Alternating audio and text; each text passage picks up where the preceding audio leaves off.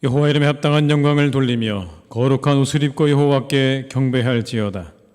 주를 기뻐하고 즐거워하며 지존하신 주의 이름을 찬송할지어다.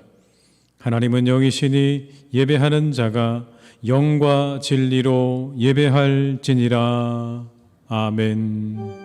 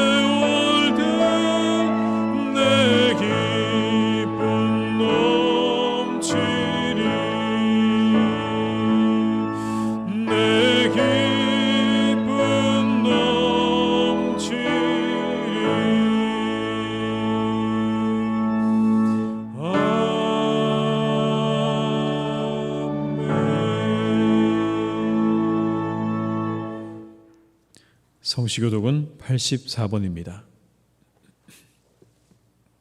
성시교독 84번입니다. 믿음은 바라는 것들의 실상이요 보이지 않는 것들의 증거니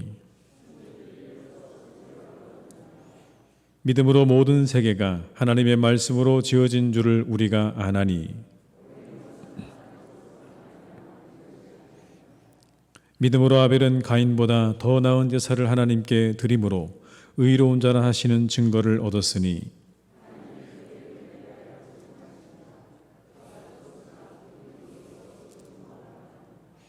믿음으로 에녹은 죽음을 보지 않고 옮겨졌으니 하나님이 그를 옮기심으로 다시 보이지 아니하였느니라.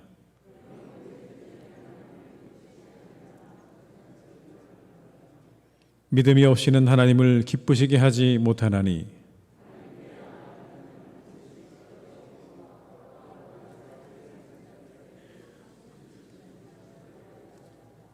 아멘. 시간 참회 기도를 함께 드리시겠습니다.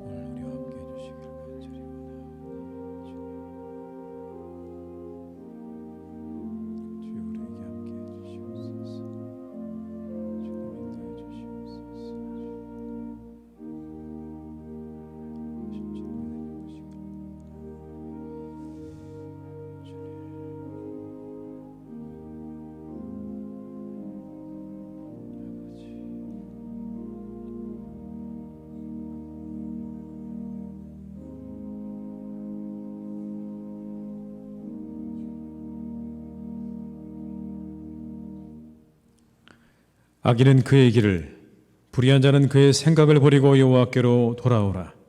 그리하면 그가 긍휼히 여기시리라. 우리 하나님께로 돌아오라. 그가 너그럽게 용서하시리라. 아멘. 나는 전능하신 아버지 하나님 천지의 창조주를 믿습니다. 나는 그의 유일하신 아들 우리 주 예수 그리스도를 믿습니다. 그는 성령으로 잉태되어 동정녀 마리아에게서 나시고 본디오 빌라도에게 고난을 받아 십자가에 못 박혀 죽으시고 장사된 지 사흘 만에 죽은 자 가운데서 다시 살아나셨으며 하늘에 오르시어 전능하신 아버지 하나님 우편에 앉아 계시다가 거기로부터 살아있는 자와 죽은 자를 심판하러 오십니다. 나는 성령을 믿으며 거룩한 공교회와 성도의 교제와 죄를 용서받는 것과 몸의 부활과 영생을 믿습니다. 아멘.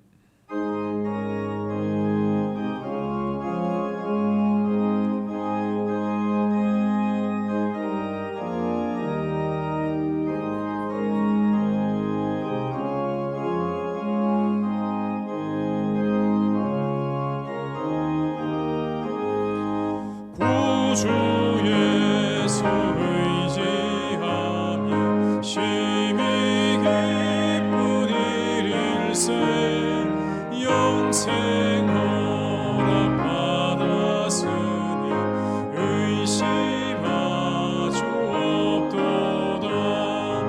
예수 믿는 것은 받은 증거만 예수 귀한 예수 믿음 더욱 주소서. 구주 예수 의지하며 심히 기쁜 일일세 주를 믿는 나의 마음 그의 피에 적시네. 예수 믿는 것은 받은 증거만 도다. 예수 귀한 예수 믿음 더욱 주소서. 구주 예수 의지하여 죄악 벗어버리네. 안위 받고 영생함을 주께 모두 얻었네. 예수 믿는 것은 받은 증거만 도다. 예수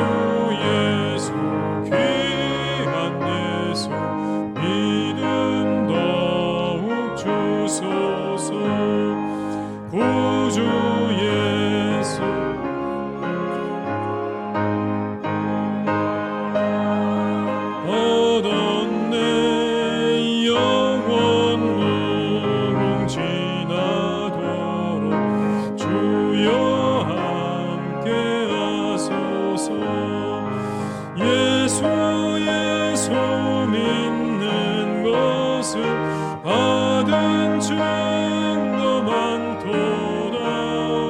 예수 예수 귀한 예수 믿음 더욱 주소서.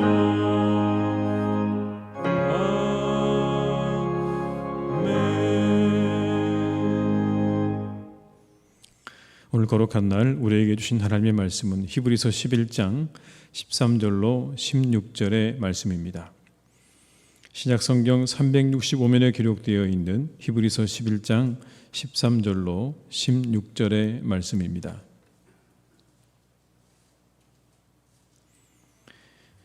히브리서 11장 13절로 16절의 말씀을 받들어 봉독하겠습니다. 이 사람들은 다 믿음을 따라 죽었으며 약속을 받지 못하였을 때 그것들을 멀리서 보고 환영하며 또 땅에서는 외국인과 나그네임을 증언하였으니 그들이 이같이 말하는 것은 자기들이 본향 찾는 자임을 나타냅니다. 그들이 나온 바 본향을 생각하였더라면 돌아갈 기회가 있었으려니와 그들이 이제는 더 나은 본향을 사모하니 곧 하늘에 있는 것이라. 이러므로 하나님이 그들의 하나님이라 일컬음 받으심을 부끄러워하지 아니하시고 그들을 위하여 한 성을 예비하셨느니라. 아멘. 이 시간 함께 드리는 기도로 함께 기도하시겠습니다.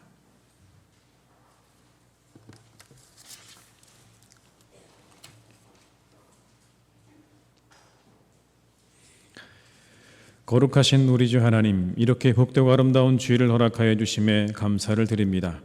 분주한 세상 속에 살던 우리를 예배의 자리로 불러주시고 부름을 받아 구별된 몸과 마음으로 나온 하나님의 백성들에게 한없는 자비를 허락하여 주옵소서.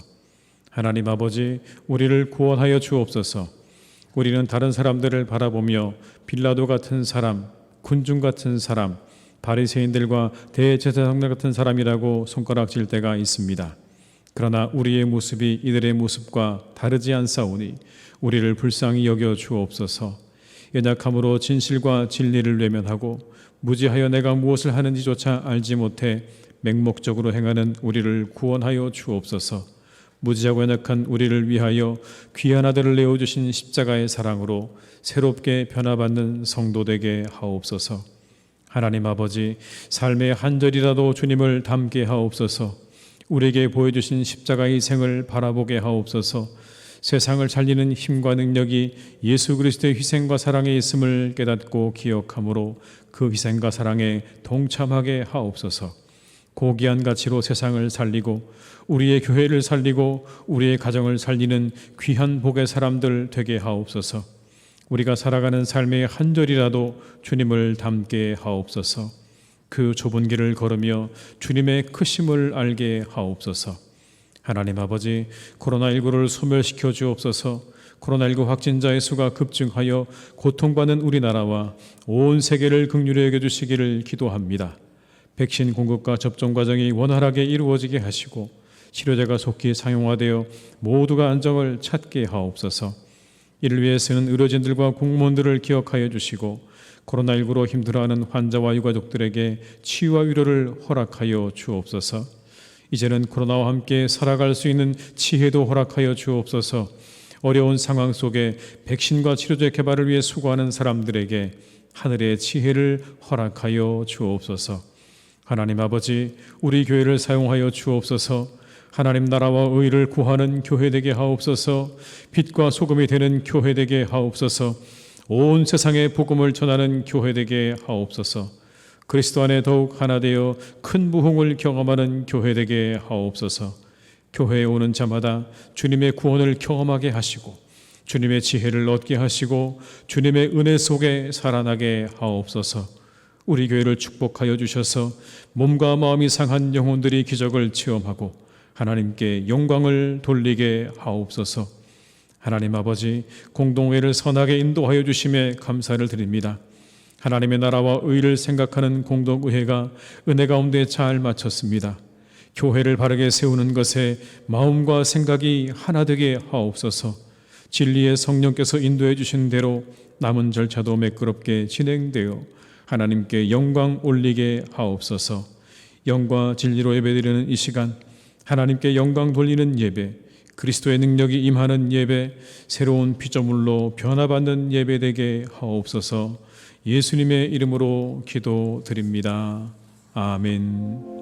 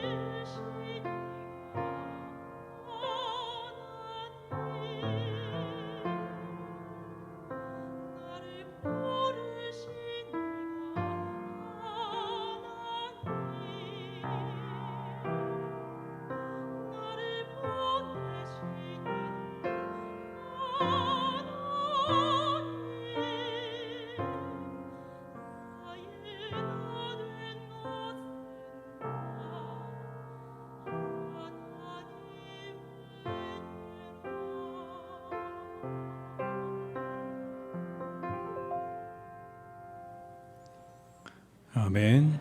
찬송가 50장 1절과 2절을 부르시면서 함께 준비하신 예물을 드리시겠습니다.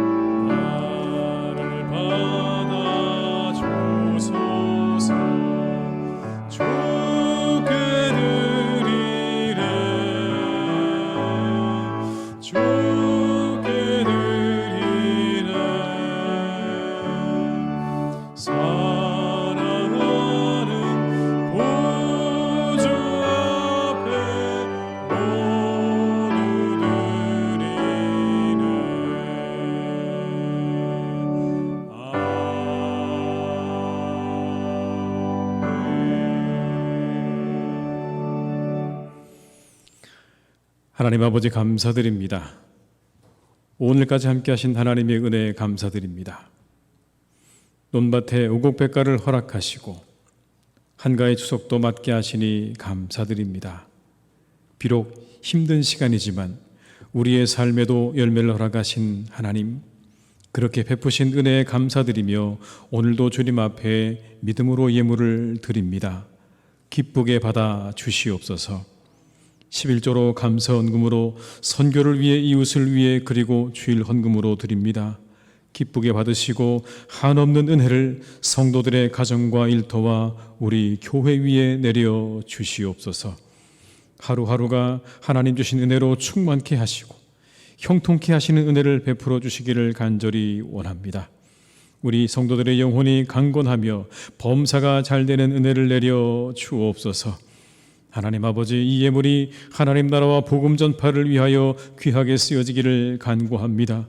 이 예물이 닿는 곳마다 생명이 살아나고 주님께로 돌아오는 역사 있게 하여 주옵시고, 넘어진 자, 쓰러진 자 다시 일어나게 하시옵소서. 그러나 드리고 싶어도 드리지 못하는 이들을 기억하시고 하나님께 마음껏 드릴 수 있도록 회복의 은총도 내려주시기를 기도합니다. 오늘도 우리 성도님들 어느 곳에서 예배하든지 지켜주시고 영과 진리로 예배하게 하시고 하나님께서 주시는 은혜를 누리게 하여 주시옵소서. 오늘도 우리와 함께 하시며 우리의 소망 되시는 예수님의 이름으로 기도드립니다. 아멘.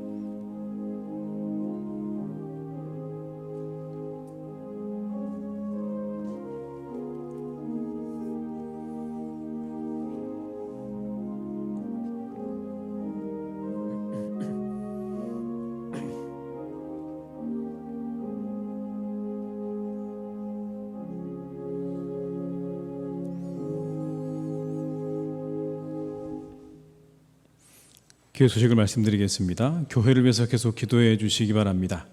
하나님 나라와 의를 구하는 교회 되게 하옵소서. 빛과 소금이 되는 교회 되게 하옵소서. 온 세상에 복음을 전하는 교회 되게 하옵소서. 그리스도 안에 더욱 하나 되어 큰 부흥을 경험하는 교회 되게 하옵소서. 계속 기도해 주시기 바랍니다. 사회적 거리두기 4단계로 예배 참여 가능 인원이 본당을 포함해서 99명까지 참여 가능하시다는 것 기억하시고 참고하셔서 많이 나와 주시기를 바랍니다. 이번 주간에는 민족 구회 명절인 추석이 있습니다. 우리 가족들과 함께 은혜롭고 즐거운 명절들 되시기를 바랍니다. 코로나19로 어려워진 이웃 상권을 저희가 돕고 있는데요. 지역사회 섬기는 마음으로 잘 참여해 주시기를 부탁드립니다. 금요 구역 모임과 수요 전도대는 정부 대응 단계가 완화될 때까지 연기하도록 하겠습니다. 추석 연휴인 9월 20일과 21일 양 이틀간 새벽 차량 운행은 쉬도록 하겠습니다. 입원하신 분들과 환우들을 위해서 계속 기도해 주시기를 부탁드립니다. 이 시간에는 당에 서 계신 민병하 장로님 나오셔서 광고해 주시겠습니다.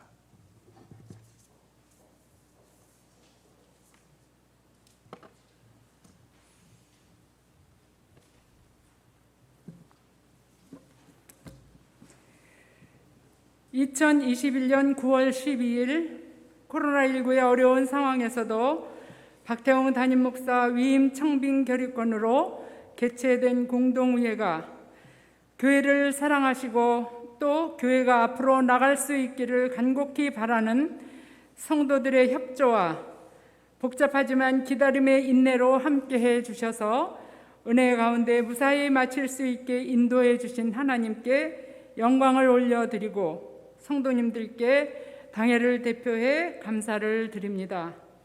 10월 28일 서울 선호회 105회기를 앞두고 이제 위임 목사 청빙 청원에 필요한 서류를 구비하여 9월 30일 마포 시찰회에 제출을 하는 절차를 밟아야 하기에 공동회에 참석하신 성도님들의 서명 날인이 필요합니다. 지금 들어오실 때 일부 예배 광고가 나가서 들어오실 때 많은 성도님들이 복잡할까 봐 미리 참석을 해주신 분들도 많이 있습니다. 예배를 마치시고 나가실 때 한 분도 빠짐없이 현관에 비치된 서류에 서명해 주시고 돌아가시기를 부탁드립니다. 감사드립니다. 함께해 주신 모든 성도님께 감사를 드리고요. 힘들고 어려웠던 또 인내의 시간들이 필요했는데 잘 견뎌주시고 합심해 주셔서 좋은 결과, 은혜로운 결과 있게 하신 우리 하나님께 감사와 찬양을 드리고 또 우리 모든 성도님께 감사의 인사를 드립니다. 이상 광고를 마치겠습니다.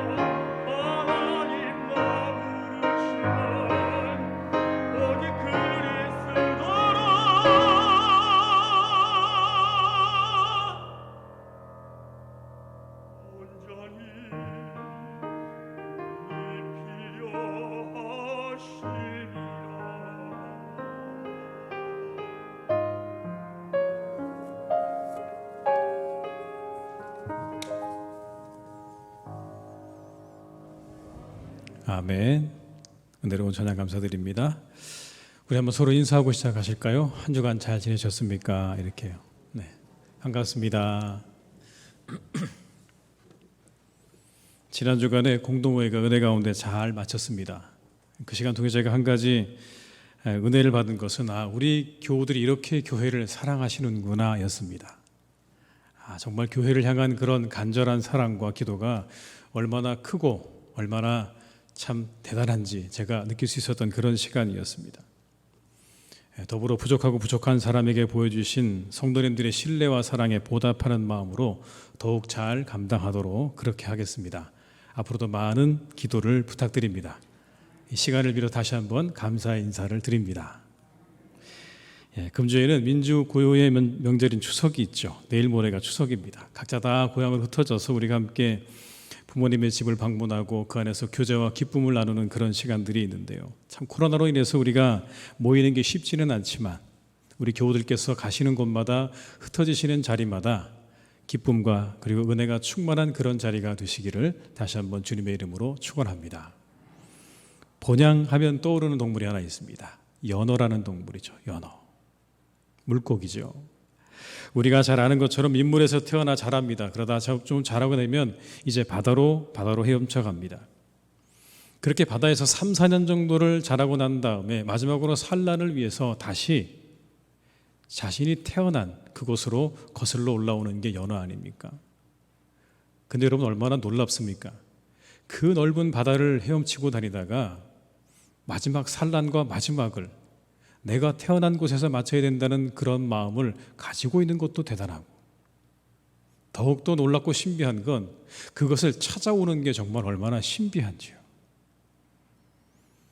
여러분 육지에 바다로 흘러들어가는 강이 얼마나 많습니까? 그런데 내가 태어난 곳을 정확히 알고 찾아오는 그것이야말로 참으로 신비하다고 우리가 이야기할 수밖에 없는 거죠.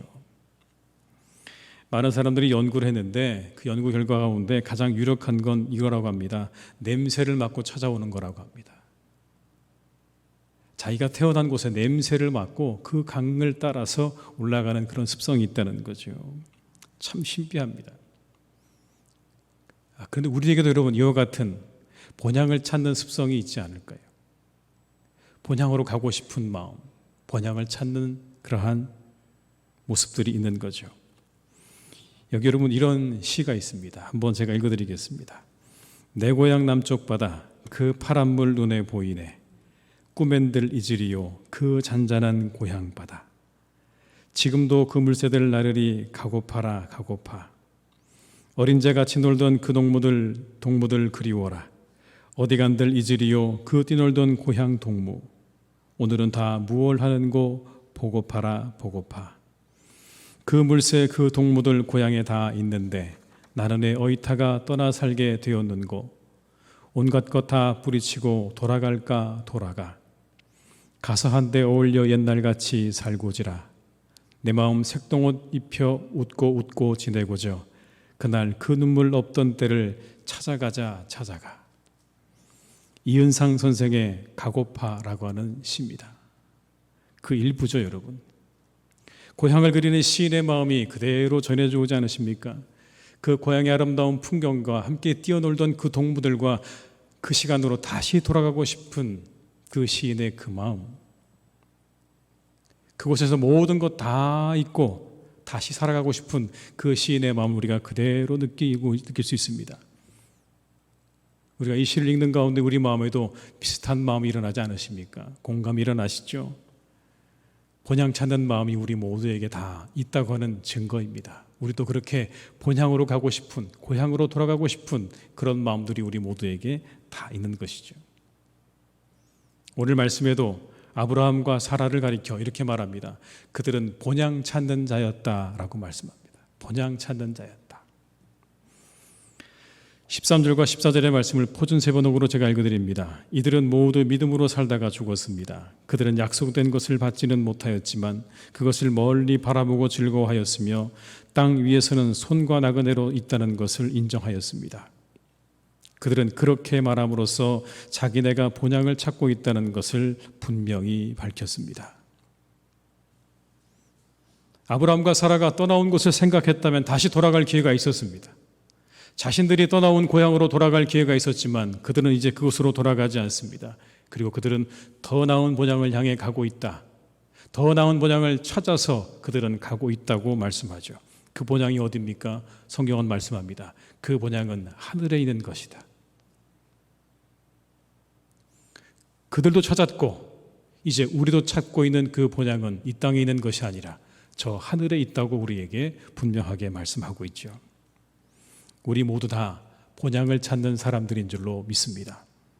우리는 그 본향을 잊지 않아야 합니다. 기억해야 합니다. 할머니 한 분이 있었는데요. 일찍이 홀로 되셔서 콩나물 장사를 하면서 자녀들을 잘 성장시키셨습니다. 나름 자녀들이 열심히 일을 잘해서 사회에서 인정받는 잘 사는 그런 사람들이 다 되었습니다. 그런데 이 할머니는 여전히 작은 오두막집에 혼자 검소하게 살고 있었습니다. 자녀들이 그것이 마음에 걸려서 어머니에게 말합니다. 어머니, 이제 우리들이 다 잘 사니까 저희들하고 함께 가서 좋은 곳에서 함께 사시면 좋겠습니다. 이런 보잘것없는 집에서 혼자 살지 마시고 저희랑 함께 가셔서 좋은 집에서 함께 사세요라고 그렇게 이야기를 했습니다. 이 어머니가 자녀들에게 이렇게 말했습니다. 너희들이 하도 애원을 하니까 내가 어쩔 수 없다. 그러면 나를 위해서 이런 집을 지어주면 내가 갈게. 집 바닥은 유리로 되어 있어야 되고 거기에 12개의 기둥이 있어야 된다. 그리고 그 기둥의 밑둥에는 12가지 보석으로 장식을 해야 된다. 문도 12개 필요하다. 자네들이 이렇게 말합니다. 어머니, 농담이시죠? 세상에 그런 집이 어디 있습니까? 바닥은 유리로 되어 있고 기둥이 12개 있고 그 기둥의 바닥에 다 보석이 박혀 있는 그런 집이 세상에 어디 있습니까? 어머니가 이렇게 말합니다. 어디 있냐고? 나는 이미 그런 집을 하늘나라에 다 분양받아놨어. 저 하늘나라에 가면 내 집이 있어. 나에게 더 이상 더 좋은 집에 가 살자고 이야기하지 마. 왠 줄 알아? 나는 곧 그 집으로 갈 거니까. 본향을 기억하는 거죠, 여러분. 내가 돌아갈 본향이 있음을 기억하는 겁니다. 그렇게 아름다운 그 하늘나라가, 하늘의 본향집이 우리에게 있음을 기억하는 그런 모습이죠. 그렇습니다, 여러분. 우리에게 본향집이 있습니다. 그것은 하나님께서 예비하신 곳이라고 말씀합니다. 세상의 사람들은 이야기하죠. 아니, 우리가 죽으면 모든 게 다 끝나는 거야. 세상이 끝이야. 더 이상 그 이유는 없다고 말하지만 성경은 우리에게 분명히 말씀하십니다. 예수님께서 말씀하십니다. 내 아버지 집에 거할 곳이 많다. 내가 너희를 위해서 거처를 예비하러 간다. 오늘의 본문의 말씀도 우리에게 분명히 말씀하지 않습니까? 더 나은 본향이 있다. 그런데 그 더 나은 본향은 이 땅이 아니라 저 하늘에 있다. 아브라함과 사라가 그렇게 간절히 바랬던 더 나은 본향, 그리고 우리 모두가 사모하는 그 본향, 이 땅에 없지만 저 하늘에 있다고 우리에게 말씀하는 거죠. 본향이 있음을 기억하는 사람 다시 일어납니다. 왠지 아십니까? 자신을 부끄러워하지 않으시는 부모가 있는 그 본향을 기억할 때 우리는 다시 힘을 내고 다시 일어나게 되는 겁니다. 아무리 타향살이가 힘들고 어려워도 고향에서 자신을 위해 쓰시는, 기도하시는 부모님이 있다는 사실을 우리가 알고 있다면 여러분, 그 자녀는 절대 넘어지지 않습니다. 쓰러지지 않습니다. 다시 일어나죠. 본문 16절의 말씀을 제가 읽어드립니다. 그들이 이제는 더 나은 본향을 사모하니 곧 하늘에 있는 것이라. 이러므로 하나님이 그들의 하나님이라 일컬음 받으심을 부끄러워하지 아니하시고 그들을 위하여 한 성을 예비하셨느니라. 부끄러워하지 않으신대요. 우리를 부끄러워하지 않으신답니다. 그리고 우리를 위해서 한 성을 예비해 놓으셨다 말씀하십니다. 여러분, 그 성에 대해서 요한계시록은 또 우리에게 이렇게 말씀해 주십니다. 계시록 21장 3절과 4절의 말씀을 읽어드립니다. 내가 들으니 보좌에서 큰 음성이 나서 이르되 보라, 하나님의 장막에 사람들과 함께 있음에 하나님이 그들과 함께 계시리니 그들은 하나님의 백성이 되고 하나님은 친히 그들과 함께 계셔서 모든 눈물을 그 눈에서 닦아주시니 다시는 사망이 없고 애통하는 것이나 곡하는 것이나 아픈 것이 다시 있지 아니하리니 처음 것들이 다 지나갔음이로라.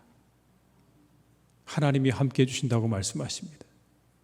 다시는 사망이 없다고, 애통하는 것도 곡하는 것도 그리고 아픈 것도 없는 것이 바로 우리가 돌아가게 될 본향이라고 성경은 우리에게 분명히 말씀해 주고 있습니다.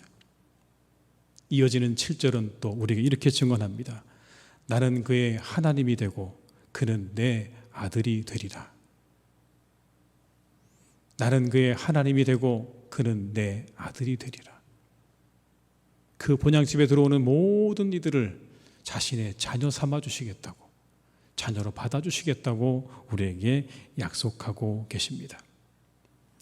사랑하는 우리 모든 교우 여러분, 오늘 우리가 살아가는 삶이 수고하고 무거운 짐진 인생 같은 그런 인생이지만 우리가 저 하늘나라에 우리의 본향이 있음을, 고향집이 있음을 우리가 기억하며 다시 힘내시기를 주님의 이름으로 축원합니다.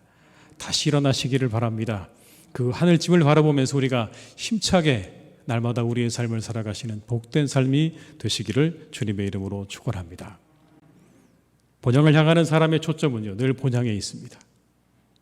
만약 우리 인생의 모든 삶이 이곳으로 끝이라면, 죽음으로 끝이라면 우리는 그 다음을 생각할 필요가 없습니다. 이유도 없습니다. 그러나 하늘의 본향이 있음을 믿는 우리에게는요, 죽음은 과정에 지나지 않습니다. 하나님의 집에 들어가는 과정인 겁니다. 마치 여러분 모두가 오늘 예배당의 저 뒷문을 통해서 이 예배당 안으로 들어오셨던 것처럼 우리 믿는 자들에게, 본향이 있음을 믿는 자들에게 죽음은 본향으로 들어가는 그런 과정에 지나지 않습니다. 문턱을 넘어서는 것입니다. 여러분, 얼마나 대단한 것입니까? 믿음이 얼마나 대단합니까? 우리에게 죽음에 대한 공포와 두려움으로부터 우리를 자유하게 하지 않으십니까? 우리가 죽는 게 얼마나 두렵습니까? 염려가 됩니까? 그런데 믿음은 우리에게 말씀합니다. 죽음은 죽음이 아니라 하나님의 집으로 들어가는 그 문지방을 넘는 일이라고 우리에게 그렇게 설명하고 있는 것이죠. 외국인 근로자들의 이야기를 다룬 프로그램을 본 적이 있습니다. 집을 떠나서 짧게는 1년, 많게는 10수년의 시간 동안의 노동일을 하면서 살아가는 외국인 근로자들에 관한 이야기였는데요. 그들이 한결같이 이야기하는 가난하고 힘든 이국 땅의 삶을 견디고 인내하는 이유가 있었습니다. 그건 고향에 두고 온 부모와 처자식 때문이에요.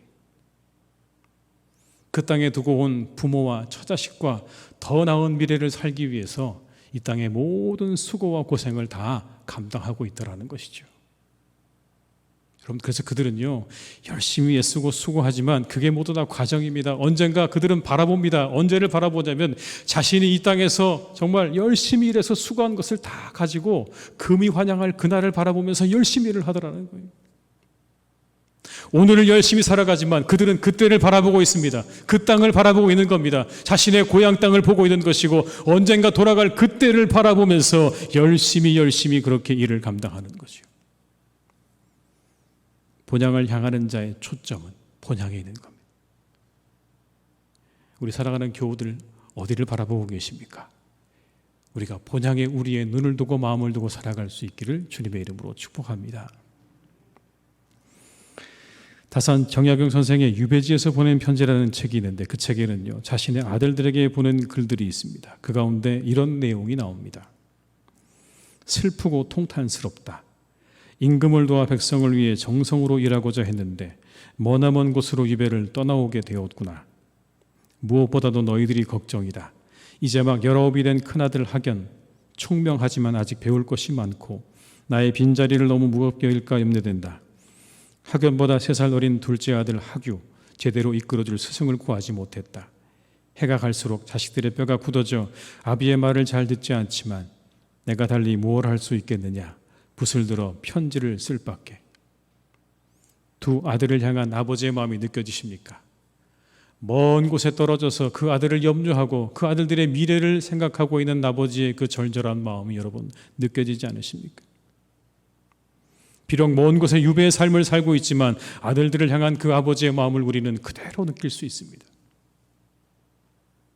여러분, 두 아들의 마음의 고향이 어디였을까요? 두 아들의 마음의 고향은 어디였을까요?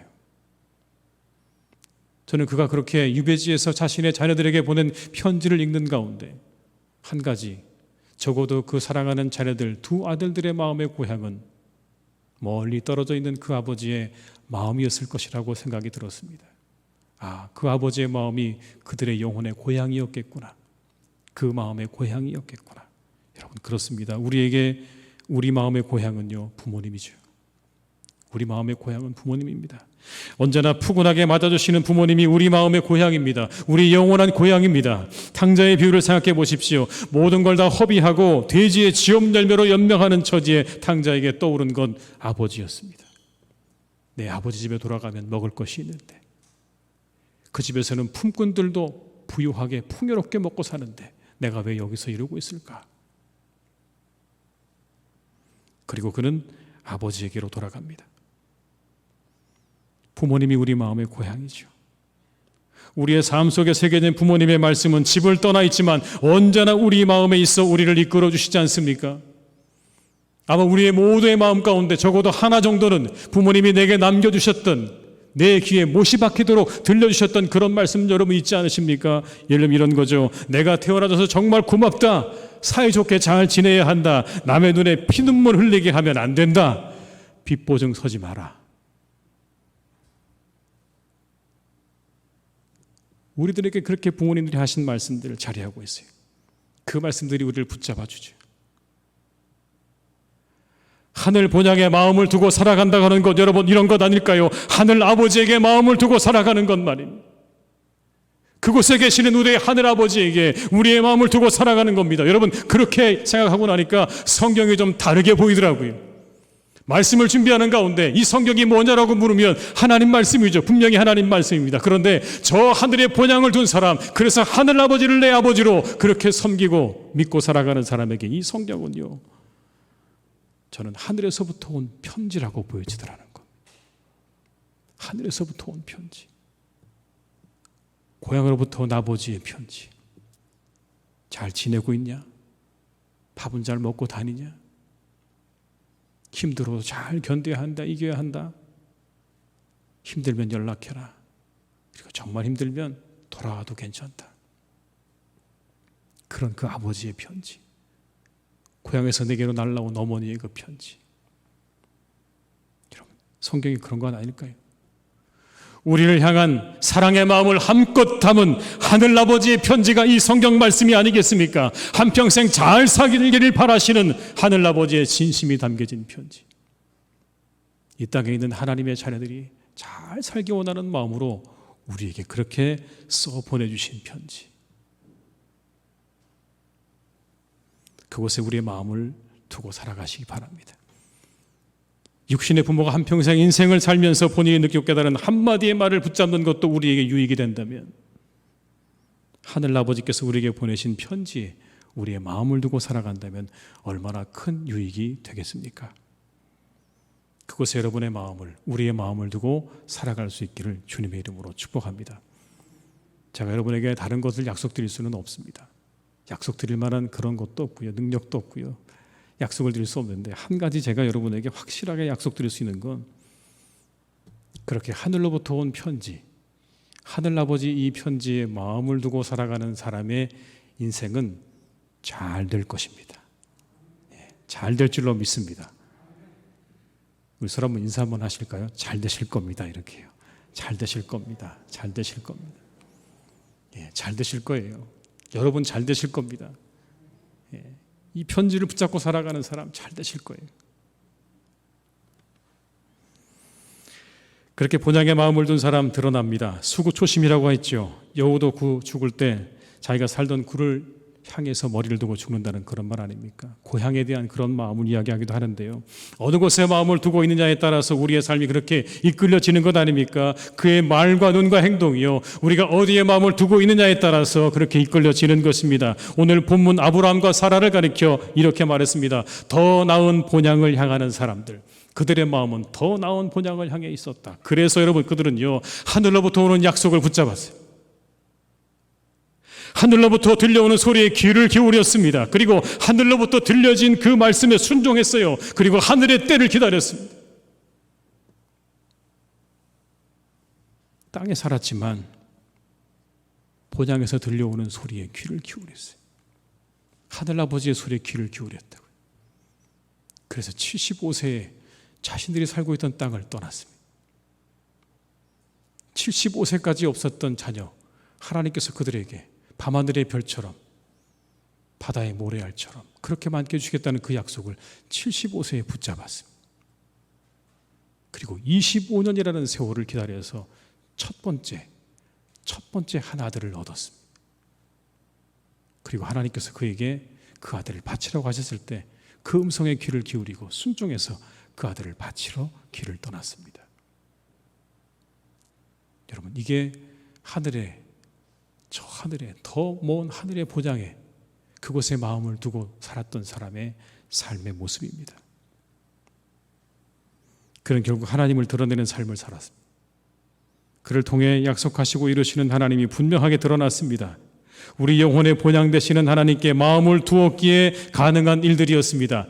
이곳이 아니라 더 나은 본향을 향해서 자신의 마음과 자신의 길을 쫑긋 세우고 있었던 사람이었기 때문에 그래서 가능했다는 거죠.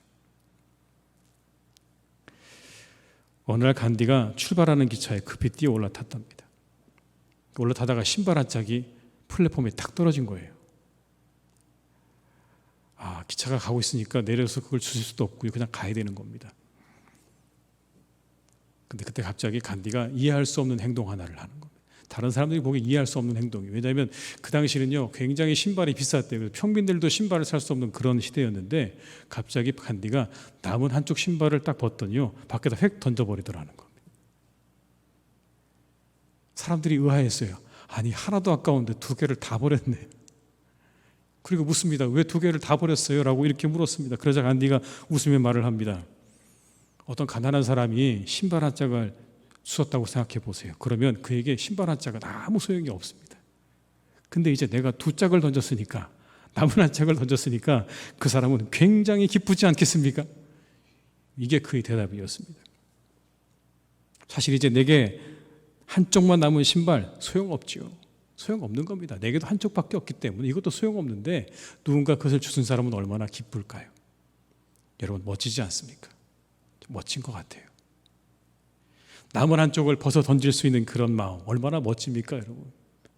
한쪽이 아까워서 애태우는 게 아니라 남은 한쪽을 누구를 위해서 그렇게 휙 던질 수 있는 그 마음, 언제나 가난하고 어려운 이들을 생각하는 그의 마음이 그대로 드러나는 이야기 아닙니까, 여러분? 누군가 가난한 사람이 주셨다면 얼마나 기뻐했을까요? 라고 하는 그의 그 이야기 속에서 여러분, 우리는 그의 마음을 읽을 수 있고 그가 무엇을 생각하고 살았는지를 우리는 알 수 있습니다.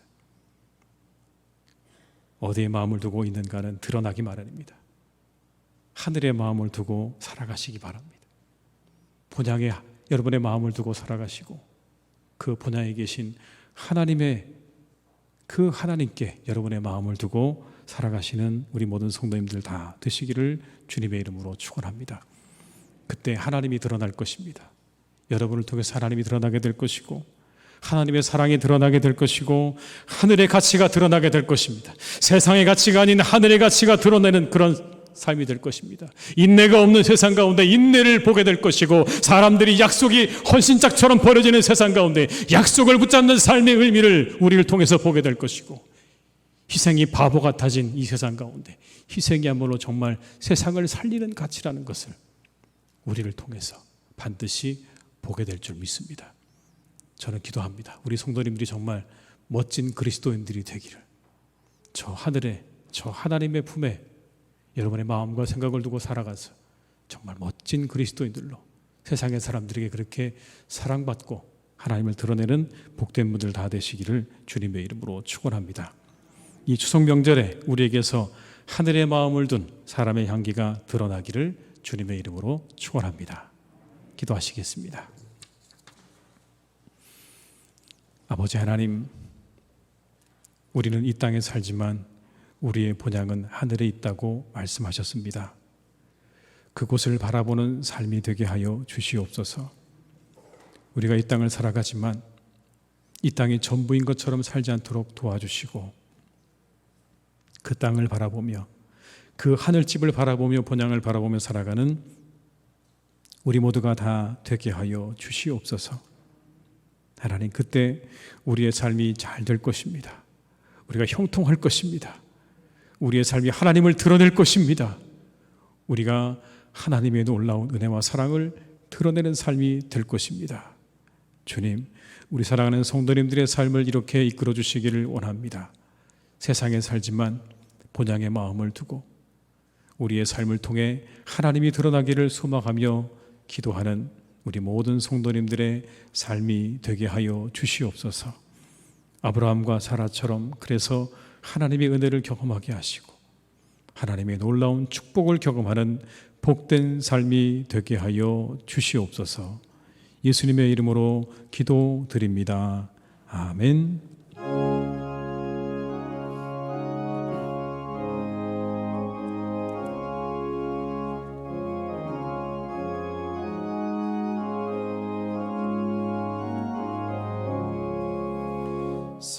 사철의 봄바람 불어있고 하나님 아버지 모셨으니 기쁨의 반석도 든든하다. 우리 집 즐거운 동산이 고마워라 임마누엘 예수만 섬기는 우리 집 고마워라 임마누엘 복되고 즐거운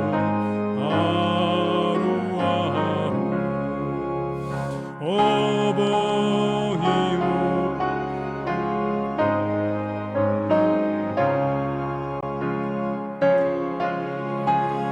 사랑에 뭉쳐있고 기쁨과 서름도 같이 하니 한간에 저가도 전국이라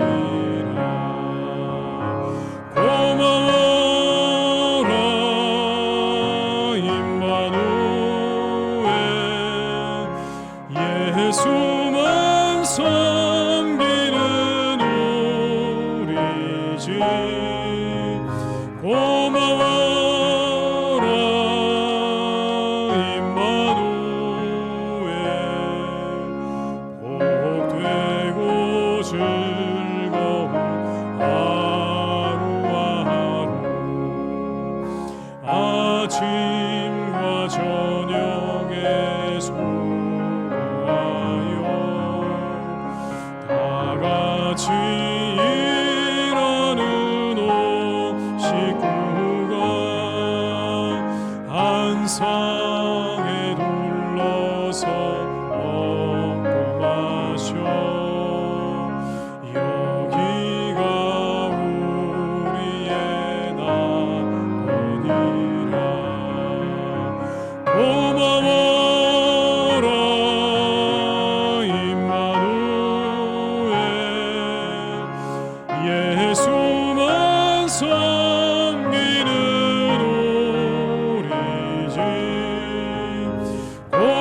고마워라 임마누엘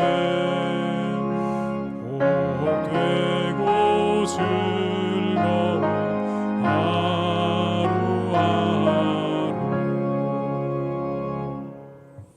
지금은 우리 주 예수 그리스도의 은혜와 아버지 하나님의 크신 사랑하심과 성령님의 교통하심에 인도하시는 은혜가 이 시간 하나님 앞에 예배하며 저 하늘에 있는 본향에 우리의 마음을 두고 살아가기로 다짐하며 세상으로 나아가는 우리 모든 교우들과 가정과 일터 위에 사랑하는 우리 교회 위에 나라와 민족 위에 온 열방 위에 이제와 영원토록 함께 하시기를 간절히 축원하옵나이다. 아멘.